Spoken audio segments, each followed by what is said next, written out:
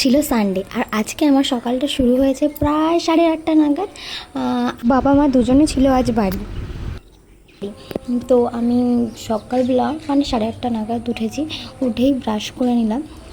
দেখো কি সুন্দর ফুল ফুটছে, ছোটো ছোটো সাদা সাদা। তার মধ্যে ব্রাশ করছিলাম সকালবেলা 8:30 নাগাদ, বাবা বকাও দিচ্ছিল।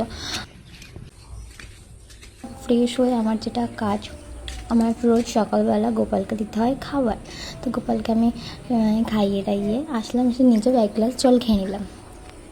ভালো লাগে না সকালবেলা, একদমই জল খেতে ভালো লাগে না, তবুও টুকটাক এখন খাই, কারণ আমার মাঝে মধ্যেই খুব পেটে ব্যথা করে।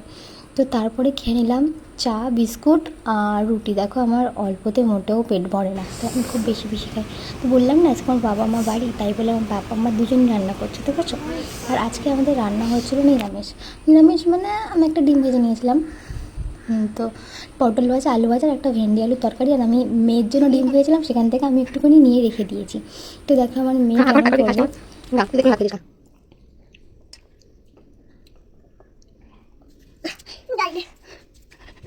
তারপর সন্ধ্যেবেলায় খেয়েছিলাম এই খাবারটা। এই খাবারটা কে কে পছন্দ করো তোমরা বলো তো, এটার নাম কি বলতে পারবে?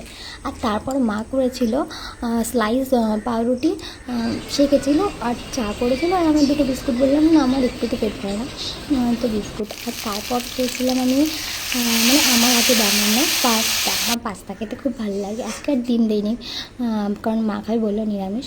তো আজকে রাত বোধহয় কেমন লাগলো জানাতে ভুলবে না, বাই।